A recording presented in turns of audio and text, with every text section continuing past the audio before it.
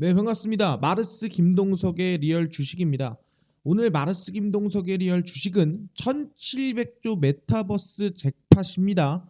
페이스북도 몰빵 중인 메타버스 저평가 대장주, 오늘 탑3 공개하니까요. 영상 처음부터 끝까지 꼭 시청하시길 바라겠습니다. 그 이전에 마르스 김동석의 리얼 주식 유튜브가 여러분들의 사랑으로 빠른 성장 나오고 있습니다. 현재 구독자 13,300명이고요. 우리가 2만 명을 향해 달려가고 있습니다. 제가 저번에도 말씀드렸지만 이번 주 안에 제가 10,000명 이벤트를 올려드릴 거고요. 10,000명 이벤트가 어떻게 될지는 직접 확인하시면 될 것 같습니다. 그 여러분들에게 좀 도움이 드릴 수 있을 만한 영상들을 좀 많이 찍고 있습니다. 그래서 영상들 하나하나 보시고 딴 거 안 바랍니다. 저 유튜브 구독 버튼, 영상 좋아요 버튼, 그리고 댓글까지 꼭 달아주시면은 너무 감사하겠다 말씀드리니까요. 오늘 영상도 처음부터 끝까지 시청해 주시길 바라겠습니다. 오늘의 주제는 메타버스인데 좀 늦은 감이 있지 않느냐? 절대 그렇지가 않다. 왜? 저평가 대장주기 때문에 바닥에서 올라올 수 있는 종목을 알려드릴 예정입니다. 그렇기 때문에 집중하시면 될 것 같고요. 일단은 제일 기본적으로는 증시가 좀 많이 하락하고 있습니다. 코스피라든가 코스닥 증시가 밀리고 있는 상태인데 한번 말씀드렸습니다. 증시가 10월에서 11월 사이에 밀릴 수가 있다라고 얘기를 했어요. 왜 밀릴 수 있냐라고 얘기했냐면은 이유는 항상 똑같았습니다. 첫 번째는 테이퍼링이다. 입 아프게 여러 번 얘기했죠. 테이퍼링 리스크로 11월에 발표될 예정이다 보니까 선반영이 국내 증시에 들어오고 있다라고 보시면 됩니다. 왜? 유동성이 줄면은 주식 종목들도 하락할 수도 있겠다라는 리스크라는 거예요. 두 번째는 11월에 금통위가 있다고 했습니다. 그러다 보니까 금리 인상 가능성이 거의 90%예요.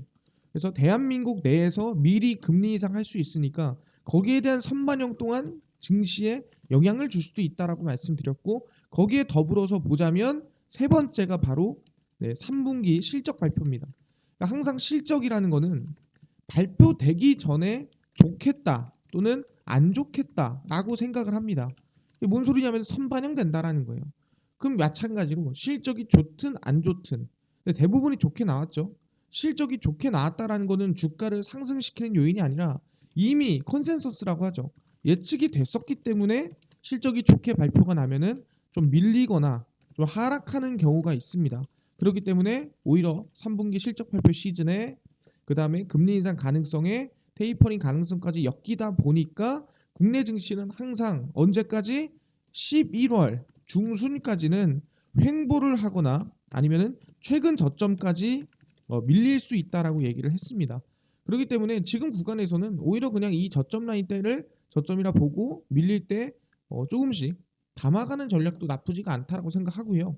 코스닥 같은 경우에도 이 최근 저점 라인 때 이 구간까지도 밀릴 수 있다라고 예측해놓고 들어가는 게 맞다라고 말씀을 드립니다. 그렇기 때문에 너무 걱정하지 마세요. 제가 항상 증시 방향에 따라 수익을 낼 수 있는 종목들 알려드릴 테니까 천천히 따라오시면 좋을 것 같습니다.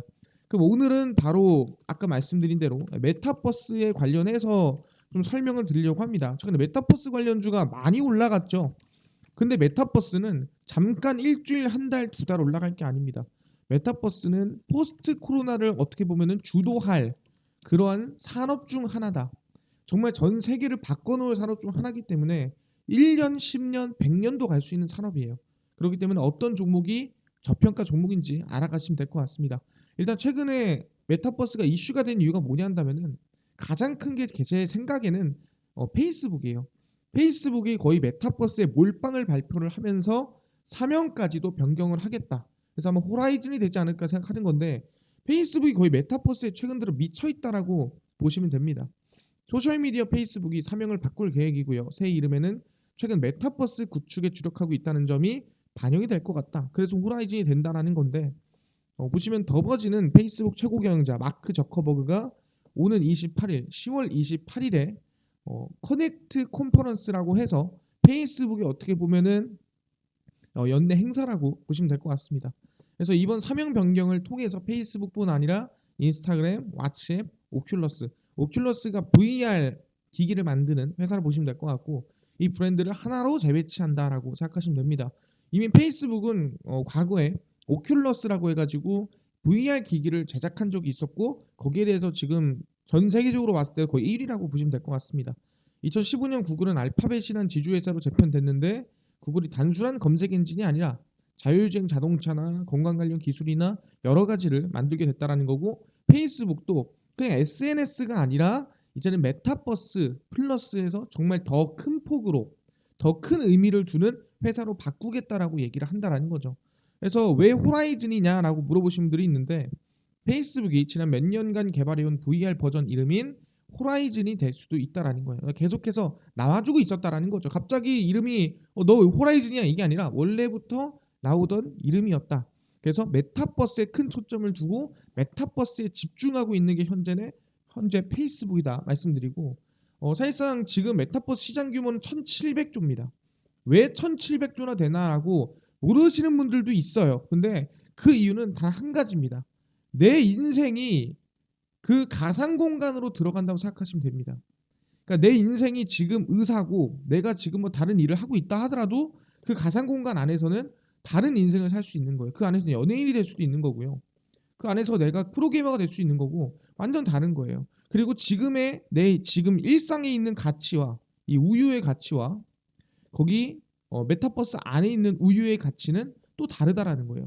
또 그 안에서 결제 수단, 흔히 우리는 이거를 NFT라고 부르죠. 이 NFT 그리고 우리가 가지고 있는 달러라든가 현금 아예 다른 거예요. 그렇기 때문에 이 메타버스의 시장은 지금 우리가 살고 있는 세계가 완전 안으로 들어갔기 때문에 전 1,700조도 작다고 생각합니다. 이 1,700조가 아니라 오히려 3,000조 정말 경으로 넘어가도 이상하지가 않을 수준이다라고 말씀을 드리고요. 그래서 메타버스는 시장 규모가 매우 크다. 그러다 보니까 주가라든가 종목이라든가 회사 같은 경우에도 정말 많다. 그럼 그 종목주 중에서 우리는 저평가된 기업을 좀 알면 된다라는 거고. 오케이 알겠습니다. 페이스북이 먼저 열었는데 최근에 그래서 나온 게 뭐냐면은 메타버스 하니까 ETF도 나왔습니다. ETF가 뭐냐라고 한다면 사실상 우리가 이 지수라는 게 있잖아요. 지수라고 하는 이 뭐 코스피라든가 아니면은 뭐 코스닥이라든가 있단 말이에요. 이 코스피나 코스닥이 올라가는 거에 베팅하는 ETF가 있고요. 그다음에 코스닥이 떨어지는 거에 베팅하는 ETF가 있습니다. 그러니까 펀드를 주식처럼 매매할 수 있게끔 만들어 놓는 게 ETF입니다. 그래서 여러 가지 사실상 우리가 제약이라든가 반도체라든가 아니면 철, 금, 은 뭐 이런 것들은 우리가 투자할 수가 있어요. 그래서 펀드를 우리가 주식처럼 투자할 수가 있다라는 거고 메타버스 ETF도 상장을 했습니다. 메타버스 ETF가 뭐냐? 말 그대로 메타버스에 대표되는 종목들을 모아놓고 전체적인 메타버스가 상승이면은 수익, 전체적인 메타버스가 하락이면 손실인 펀드를 주식에 상장시켜 놓은 겁니다. 그게 메타버스 ETF죠. 근데 그거를 최근 들어 사람들이 미친 듯이 2주간 1,500억 원을 샀다라고 생각하시면 됩니다. 기관도 아니고. 그래서 국내 첫 메타버스 상장 지수 펀드, 그러니까 펀드를 상장을 시켜 놓은 겁니다. 4종이 상장된 지 2주 동안 굳건한 모습을 보여주고 있습니다. 1,500억 원을 웃도는 개인 투자 자금을 끌어모으는 등 식지 않는 흥행 열기를 이어가고 있고요. 게임 관련 ETF와 함께 누적 수익률 최상위권을 휩쓸고 있습니다. 그래서 상장된 메타버스 ETF 4종 삼성, 미래에셋, KB, NH 상장의 누적 수익률은 상당히 좀 큰 수익률을 올리고 있다. 제가 차트도 보여드릴 겁니다. 보시면 될 것 같고. 그래서 ETF 삼성 자산운용의 코덱스 K 메타버스 액티브 ETF가 전체 1위를 차지했고 상장 이후 수익률이 23.54%다. 미친 듯이 올라갔다는 거죠. 액티브 ETF는 액티브 펀드를 ETF 형태로 주식시장에 상장한 겁니다. 그러니까 액티브 펀드라는 게 뭐냐면은 우리가 이제 패시브라는 거, 액티브라는 게 있는데 말 그대로 좀 적극적인이란 거죠. 사실상 좀 공격적이고 사실상 조금 더 수익률을 과감하게 낼 수 있는 군들을 모아서 한 게 액티브라고 생각하시면 될 것 같습니다. 그래서 기존 ETF가 특성 지수의 수익률을 그대로 초정한다면 액티브는 펀드 매니저가 일부 종목 변경을 시도해 초과 수익을 추구한다. 좀 더 적극적으로 수익을 낼 수 있는 펀드라고 생각하시면 됩니다. 그 반대로 패시브는 좀 더 안정적으로 오히려 기존의 메타버스 뭐 ETF지만 그 ETF를 좀 더 안정적으로 그냥 지수만큼만 먹자라고 하는 게 패시브입니다. 그렇게 생각하시면 될 것 같고 그래서 이제 이 액티브가 23% 이상 급등이 나왔다라고 보시면 될 것 같고 그리고 코덱스, K 메타버스 액티브는 위메이드, 하이브, 펄어비스 등등 3개에 대해서 8% 안팎의 높은 비중을 유지를 하고 뭐 사실 위메이드라든가 최근에 하이브, 위메이드는 게임 관련이었고요. 하이브 같은 경우에는 방탄소년단이 미국에서 공연한다는 기대감으로 주가가 상승 나오고, 펄어비스도 도깨비라든가 게임 관련해서 상승이 나왔습니다. 그리고 미래에셋 자산운용의 타이거 FM 메타버스 ETF도 누적 수익률이 21%다. 그래서 지금 ETF가 전체적으로 지금 뭐 상승이 나와주고 있는데, 보시면은 이 메타버스에 JYP, 뭐 YG 엔터, 하이브, 지금 엔터 회사가 상당히 많습니다. 그 이유는 뭐냐 한다면은 이 연예인들이라든가 지금 가수들이 메타버스를 이용한 팬들과의 만남, 팬들과의 소통을 많이 하고 있기 때문에 이제는 결국에는 이 엔터에서도 메타버스를 놓을 수 없는 그런 플랫폼 중 하나라고 보시면 될 것 같습니다. 그래서 대부분 지금 보면은 뭐 20%, 21%, 22% 해서 ETF가 상당히 크게 나와주고 있는데, 일단은 뭐 대표적인 거 하나 보고 가도록 하겠습니다. 이게 바로 삼성전자가 운용 중인, 삼성 자산운용이 운용 중인 코덱스 K 메타버스 액티브 ETF를 좀 보고 가는 걸로 하겠는데, 일단은 우리가 그냥 주식 치듯이 치시면 돼요. 여기서 코덱스 치시고요. 코덱스 치시고 그 다음에 이제 제 이름이 길어가지고 천천히 쓸게요. K 메타버스 액티브 ETF 써있죠. 이거거든요. 아까 방금 본 거고요. 액티브 ETF입니다. 보시면 저점 대비해서 ETF가 상장하고 나서 우상향세가 23%가량 나와주고, 최근에는 좀 눌림목이 나온 모습을 확인할 수가 있습니다. 그렇더라도 말도 안 되게 정말 상장한 지 얼마 되지도 않은 상황에서 우상향세가 끝도 없이 나온 모습을 확인할 수가 있습니다. 이 정도로 개인 투자자나 전 세계가 메타버스에 미쳐 있는 상태였다라고 볼 수 있는 상태고, 그러다 보니까 메타버스에 최근 들어서 적극적인 투자도 좀 많이 들어가고 있습니다. 흔히 메타버스의 시초라고 보고 있는 로블록스 같은 경우에도 1조 2천억대의 정크본드를 발행했습니다. 정크본드라는 게 뭐냐, 말 그대로 신용도가 좀 많이 낮고 수익률이 좀 높은 부채라고 생각하시면 될 것 같아요. 그래서 사실상 좀 위험한, 우리는 이걸 채권을 정크본드라고 부르죠. 근데 로블록스는 굳이 정크본드로 1조 2천억을 발행했다라는 거죠. 그래서 어쨌든 간에 투자를 더 하고 뭔가를 더 넓히기 위해서 투자했겠죠. 메타버스는 가상공간 대중화 선도기업으로 꼽히는 로블록스가 1조 2천억 정크본드를 발행했습니다. 그럼 얘기한 대로 신용 등급은 낮지만 수익률은 높은 채권을 발행했다라고 보시면 될 것 같습니다. 근데 왜 부채 신규 상장, 그러니까 정크본드를 발행해서 왜 굳이 이렇게까지 했느냐라고 물어볼 수도 있을 것 같습니다. 근데 그 부분에 대해서는 제가 하나하나 일단 말씀드릴 거고, 일단 로블록스는 사용자가 게임을 만들어요. 그래서 그 게임으로 사용자들이 합니다. 게임을 사용자가 만들어서 사용자가 그 게임을 하는 게 로블록스라 보시면 될 것 같고요. 이 로블록스는 몇억 명이 있고 콘서트를 한번 하면은 여기 안에서 3천만 명씩 봅니다. 그 정도로 많은 사람들이 보고 있는데 50% 이상이 13세 미만 이용자예요. 그래서 좀 나이가 어립니다. 최근 들어 올라가긴 하지만 13세 미만 이용자가 더 많다라는 거 알아두시면 되고요. 그래서 메타버스를 대중화했다는 점에서 로블록스가 조금 관심을 가지고 있고, 시가총액은 약 54조 규모입니다. 그래서 방금 얘기한 대로 왜 로블록스가 정크본드를 굳이 발행을 했느냐라고 한다면, 일단은 증자를 위해서는 돈도 들어가죠. 그 다음에 주가도 움직이죠. 뭐 그 다음에 지분율도 바뀌죠. 이러니까 싫다라는 거예요. 그렇기 때문에 부채 신규 상장은 성공만 한다면 자금 조달 비용을 줄일 수도 있고 최근 많은 기업이 택하고 있다. 그러니까 편하고 쉽다라는 거예요. 그러니까 오히려 그냥 적극본드를 해가지고 한다라는 겁니다. 주식을 하면은 주가도 들어가죠. 배당 조절이 되죠. 뭐 생각이 많다라는 거야.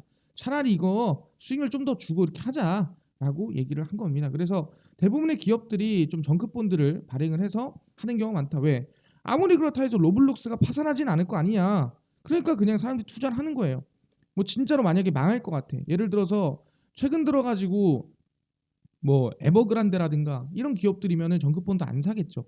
하지만 로블록스면 나 같아도 사겠다라는 생각을 하는 거고 투자를 많이 하고 있습니다.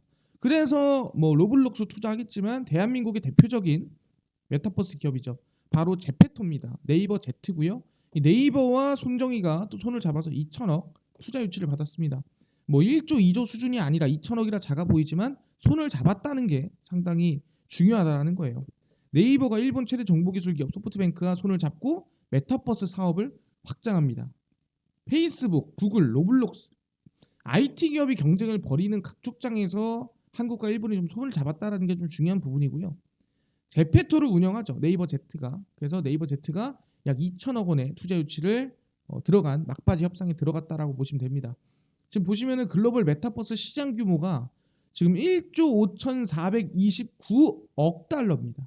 1조 5,429억 달러고 아까 얘기한 대로 한 1,800조, 뭐 한 1,700조쯤 된다라고 생각하시면 될 것 같고요. 상당히 큰 시장이죠. 아까 말씀드린 대로. 투자금의 상당액 1,000억 달러 가량을 운영하는 소프트뱅크 비전펀드 2에서 조달을 한다라고 생각하시면 되고 비전펀드 2에서 투자받은 회사 또 있죠. 야놀자.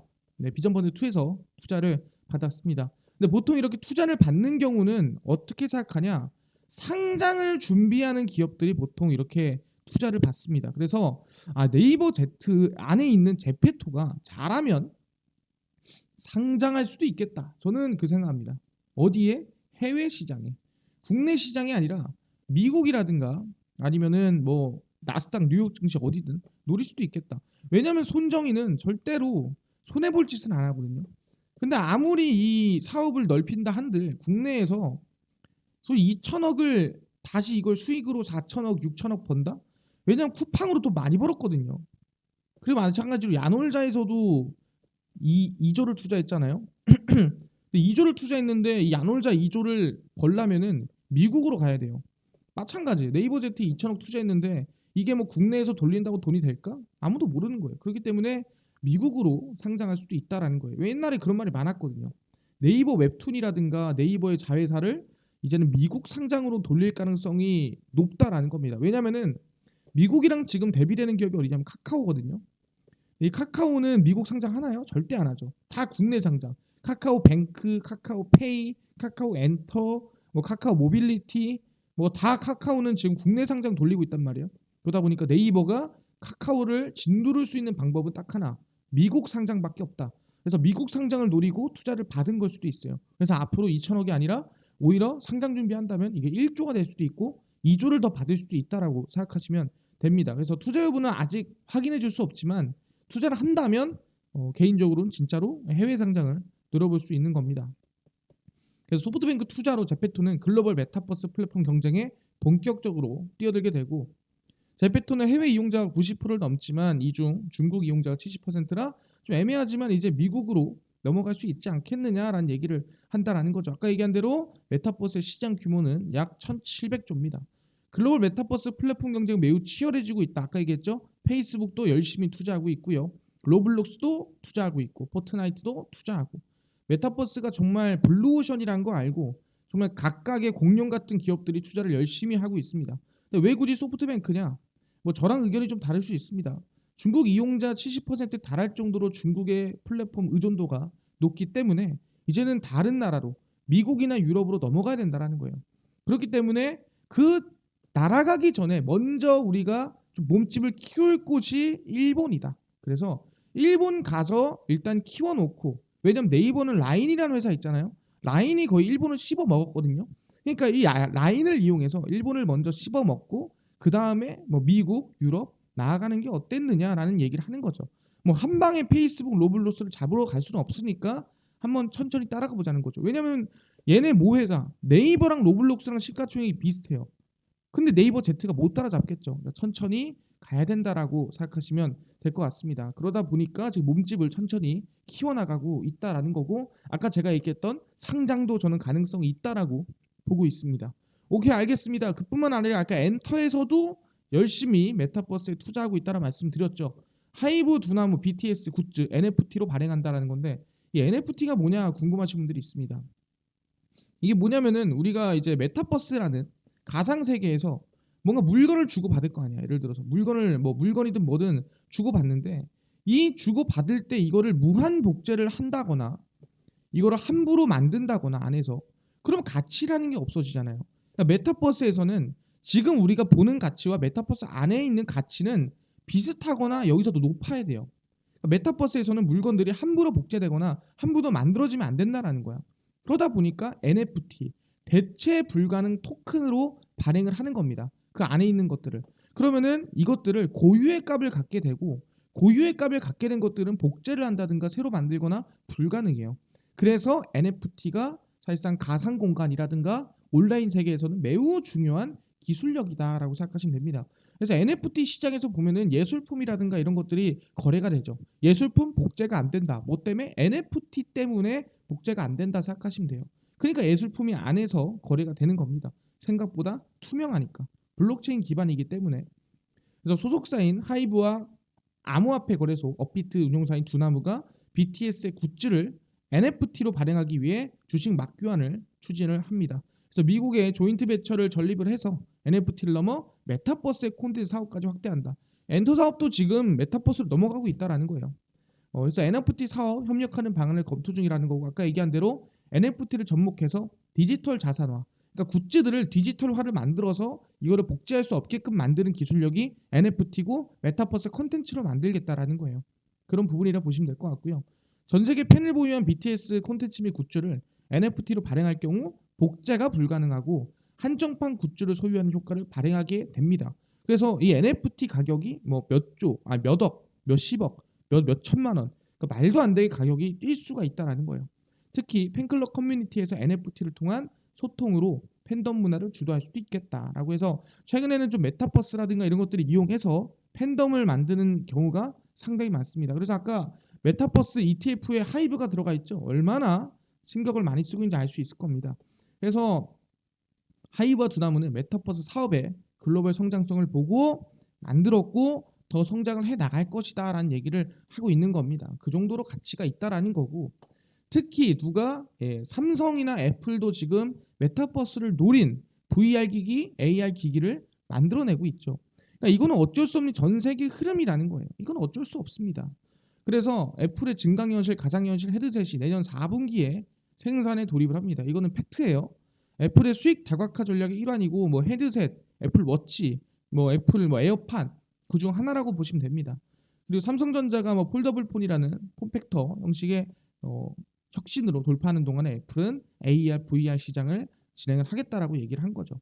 그래서 AR, VR 헤드셋이 2022년 10월 또는 4분기에 생산이 될 것이라는 부분이고, 스마트폰 제조사의 최대 관심사인 폴더블 폰보다 AR 헤드셋을 먼저 출시한다 생각하시면 됩니다. 그래서 이 이유는 다 뭐겠어요? 메타버스죠. 결국은 메타버스예요. 이 모든 결론은 에어팟, 애플워치, 에어러블 기기를 중심으로 성장한 애플 생태계 확보 전략의 일환이고, 어떻게 보면은 뭐 맥이라든가 모든 것들이 이것과 연동이 돼서 좀 더 정말 다각화되고 좀 더 혁신적인 기술력이 나올 수도 있는 거예요. 왜냐하면 이것만 나오는 게 아니니까. 그래서 연결하고 풍부한 콘텐츠 제작이 가능하다라는 부분이고, 뭐 원래 2017년부터 준비를 했는데 뭐 나오니 안 나오니 말이 많다가 최근에 좀 본격화되고 있다라고 생각하시면 됩니다. 삼성이나 애플도 몰빵치고 있습니다. 그래서 우리는 메타버스에 관련을 좀 관심을 가져야 된다는 말씀드리는데, 기존의 메타버스 관련주들 뭐 맥스트라든가 이런 것들이 아니에요. 저는 메타버스의 기본 중의 기본은 결국에는 뭐냐라고 한다면 저는 디스플레이라고 보고 있습니다. 디스플레이가 현실적이고 디스플레이가 정말 우리가 봤을 때 몰라봐야 사실인지 현실인지 아닌지 몰라봐야 그때 우리는 진짜 메타버스 세계로 왔다라고 알 수 있는 거예요. 내 현실과 메타버스 세계를 구분을 못할 때. 그래서 저는 디스플레이 관련주에 관심을 가져야 된다라고 말씀드립니다. 첫 번째가 LG 디스플레이죠. 세상 웨어러블 기기라든가 아니면은 뭐 폴더블 디스플레이라든가 등등 해가지고 OLED 기술을 가지고 있는 기업 중 하나라 보시면 될 것 같고요. 그래서 메타버스 플랫폼에 당연히 적용될 수밖에 없는 기술력이라고 생각하시면 됩니다. 구분을 못 해야 돼요, 디스플레이가. 그렇기 때문에 LG 디스플레이를 보시면 지금 바닥에서 이제 막 반등이 나오거든요. 저는 충분히 지금 구간이 긍정적인 구간이라 보고 있습니다. 뭐 어마무시하게 하락한 구간도 아니고 어마무시하게 뭐 반등이 크게 나온 구간도 아니기 때문에 저는 한 22,000원까지 보더라도 나쁘지 않은 구간이지 않을까라고 생각을 하고 있습니다. 그래서 LG 디스플레이 긍정적으로 보고 있고요. 그럼 LG 디스플레이뿐만 아니라 또 뭐가 있냐라고 한다면은 대한민국의 지분 거의 뭐 독점하고 있는 기업입니다. 뭘 독점하고 있냐라면은 디스플레이를 만들다면은 디스플레이를 검사해야 됩니다. 디스플레이를 만드는 회사가 있으면 디스플레이 검사 장비를 만들거나 검사하는 기업이 있습니다. 그 기업이 어디냐라고 한다면은 바로 영우 DSP라는 기업이에요. 이제 국내외 시장 점유율이 몇 퍼센트? 100%. 그러니까 전 세계 대한민국 할 거 없이 점유율이 1등이다. 그게 영우 DSP. 기술력이 대단하다라는 거죠. 그러니까 디스플레이가 성장할수록 영우 DSP도 성장할 수밖에 없는 그런 상황이라고 보시면 됩니다. 그래서 영우 DSP를 보시면 아시겠지만 사실상 메타버스 이슈로 주가가 좀 나쁘지 않게 급등이나 상승세가 나왔습니다. 근데 최근 들어 저점을 찍어주고 다시 좀 추세가 전환되는 부분이거든요. 그러니까 전체적으로 흐름을 보더라도 엄청나게 고점 구간도 아닙니다. 그렇기 때문에 저는 지금 구간 상당히 저가 구간이라 보고 있고요. 디스플레이 성장과 함께 우상향이 가능할 수 있는 기업이라고 말씀을 드리겠습니다. 그래서 LG 디스플레이와 영우 DSP 관련해서 여러분들은 좀 단기적으로 볼 게 아니라 이거는 중장기적인 시선에서 정말 본질적인 메타버스 시전에서 볼 필요가 있다. 뭐 사실상 메타버스 뭐 과거의 자이언트 스텝이라든가 코세스라든가 이런 기업들과 좀 별개로 볼 필요가 있습니다. 오케이, 알겠습니다. 뭐 메타버스 관련주 알겠는데 이뿐만 아니라 저는요 당일 좀 급등이 나올 수 있을 만한 종목을 단타 종목을 매일 무료로 주시면은 감사할 것 같고요. 그뿐만 아니라 장 시작 전에 좀 급등이 나올 수 있을 만한 이슈, 뉴스, 시황을 무료로 좀 정리해 주시면 감사할 것 같아요.